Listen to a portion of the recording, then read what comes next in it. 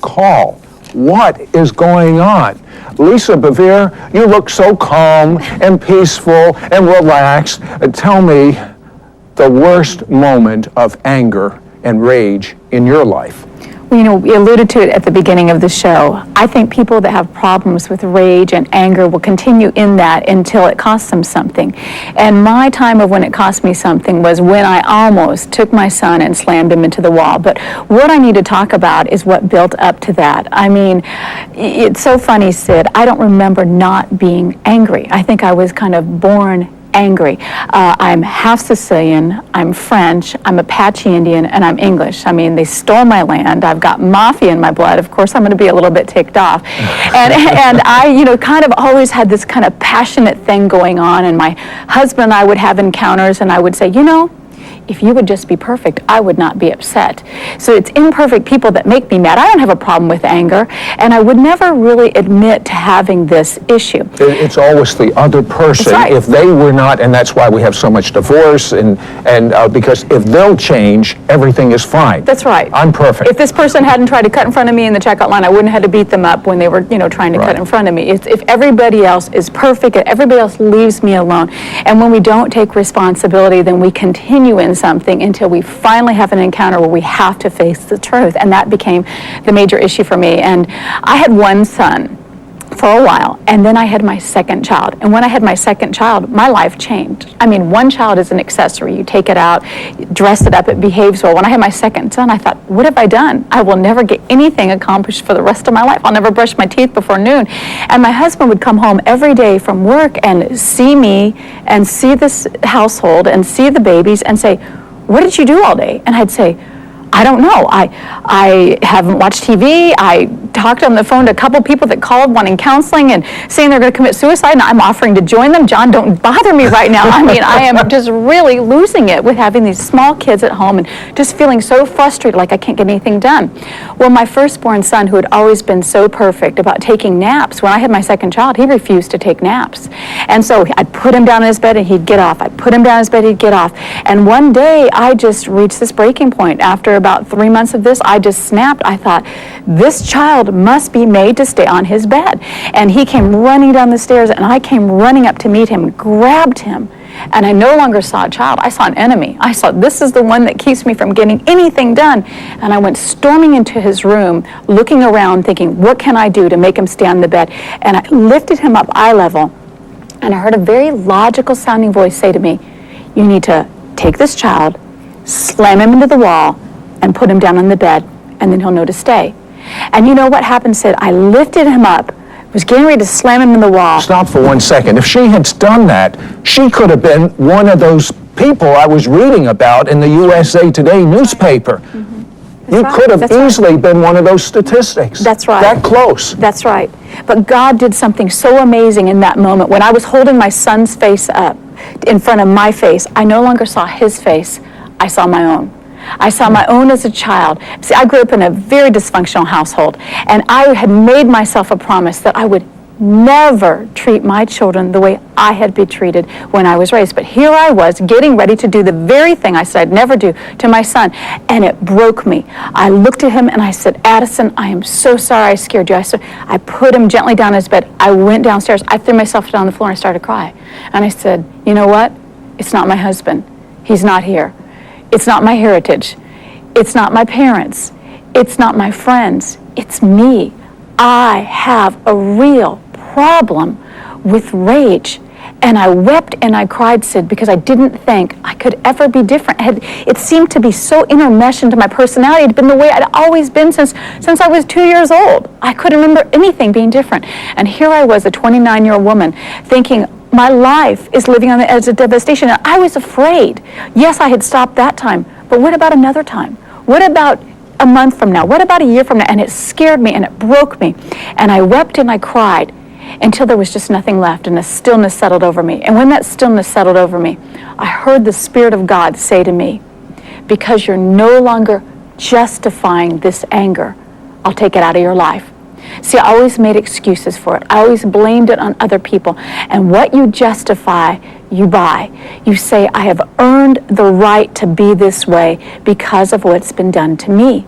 And you know what? Everybody has gone through a lot of pain. It is hard to find a functional family anymore. It is. You know, you used the term that you were dysfunctional. Absolutely. In other words, your family wasn't functioning the way it was supposed to function. However, she then made a statement: just about everyone's family is not functioning. Everywhere, but my parents were divorced twice. My father is an alcoholic, and I grew up with rage. And a child will learn what they live, and it's what I had always seen. It's what I had always experienced. And you know what? You probably said at one point, "I'm never going to be like my father." Absolutely, but you know, we are destined to repeat what we don't forgive in our parents. And you know, I resented the fact, because I'd go to other people's houses and think, wait a minute, they're not all screaming and yelling and shoving and, you know, this kind of tension in their house.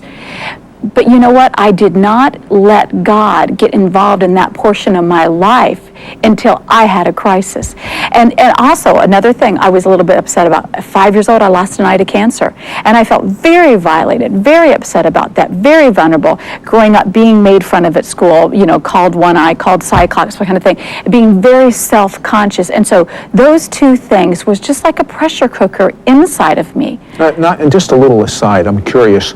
Did you have fear of death when, as a 5-year-old, you had cancer in the eye? You know, this is strange. I had this kind of mindset. I thought everybody was wrong. I thought I shouldn't even had lost the eye. I thought that they had misdiagnosed me. I was in a denial kind of mode. That's the way I did. So no, I didn't fight the fear of death. But I was definitely felt like my parents should have protected me, that they shouldn't have allowed that eye to be taken out. I didn't understand that they had done that to protect me, to prevent me from dying at that point. But no, I had a lot of unresolved anger and not having the skills. I mean, we all get upset, but we need to know what to do with when we get upset. You've got to have the skills that you need, that when you come into conflict with a person or a situation that you feel like you can't control, you don't get out of control.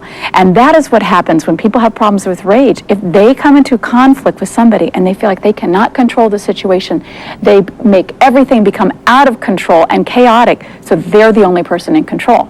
That's what they do. They have a controlling method of that way.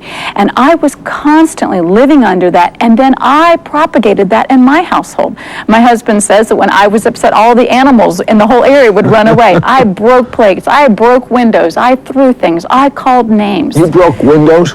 Tell me. One time my husband and I were having a major disagreement, and I decided I wasn't going to talk anymore because I was so afraid if I was going to open my mouth, I would not be certain to be able to retrieve the words I said.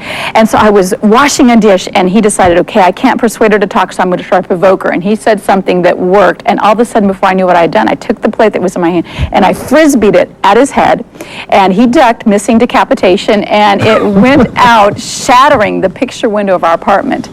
And my husband just looked at me and said, I cannot believe you just broke that window. And I said, I can't either. I don't even know how that plate got airborne.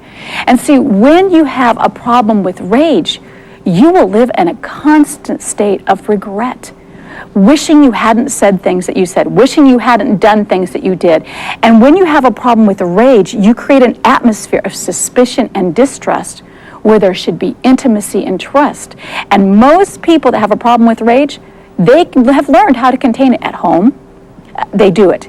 At work, they don't. They save it for at home, for their loved ones. They save it for the people that they care about the most. That doesn't even make sense. The people that you love the most, you let out your frustrations, I guess because they're the only people you can let it out with. Well, the only ones that we've been able to get away with letting it out with. But you know what? It is creating an entire dysfunctional society. We have a whole society that is living in fear and living in terror. You know, anger is rooted in fear. And these people feel like somebody has cheated them, somebody has mistreated them, and they are going to get their payback. And you know what's so interesting is anger actually means momentary displeasure. And anger in itself is not wrong, but most people don't stop with anger. They go to something called rage. What's the difference between anger and rage? Well, rage looks for a target. Rage is the next level up. Anger says, okay, Sid, you know what you said to me? It really upset me. And I'm displeased, but I'm going to turn away from you for a moment. I'm going to say, what is important here? Why am I upset? So I can be reconciled to you. Rage says, all right, you upset me. I'm going to hurt you. I'm going to make you pay for what you did. Rage is punitive.